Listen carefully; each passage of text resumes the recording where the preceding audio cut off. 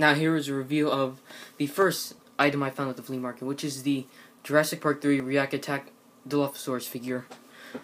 And I came across this guy at some guy's stand where he was selling all these action figures, and two Jurassic Park figures, which was this guy, and the Pachycephalosaurus, which I'll be reviewing next.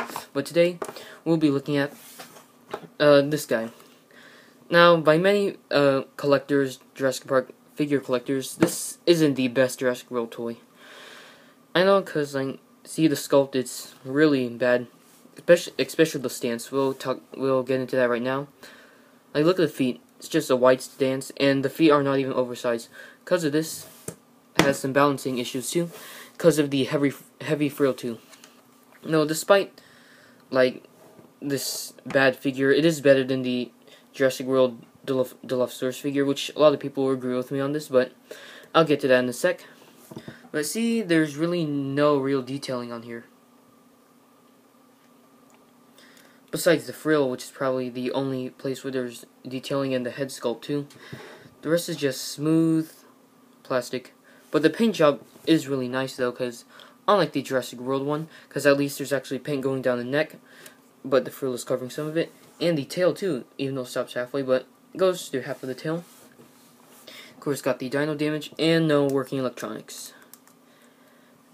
As for articulation, arms can move 2, 3, 4, 5. Well, I'm not sure if this counts, but I'll count it anyway. See, the teeth are nicely painted too. And despite this being a Jurassic Park 3 toy, Dilophosaurus is not in Jurassic Park 3 at all. Instead, there's a Ceratosaurus. Let's see, the tail is way too thin, proportion-wise, because it looks way too small in proportion to the body. And this is, like I said, not the best Dilophosaurus toy out there. Well, there's no screws, and it actually feels pretty solid. So let's start comparing this guy to some other figures. Here's the really nice looking Alpha Raptor, which these two have a wide stance. Obviously, because of that, they can't stand. But this is actually a better toy, like an 8 out of 10. This deserves like, I don't know, like a 5.5 out of 10. And next is the terrible Jurassic World Dilophosaurus. And you might be wondering, like, no, this one is so much better than this one. Oh yeah, that's true, because this one actually stands well, because the posture's not that wide. But, see, look at it. The frill is pretty cheap on this one, looks like it will break off.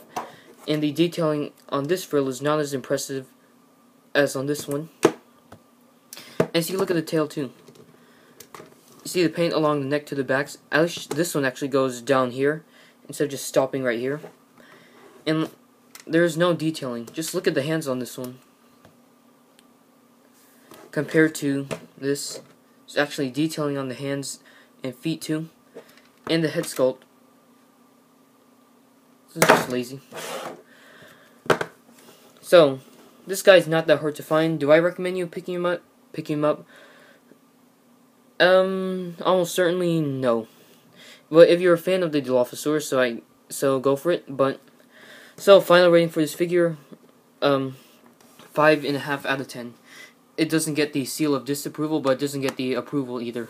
So, thank you guys for watching. Next I'll be reviewing this guy on the channel, so stay tuned for that.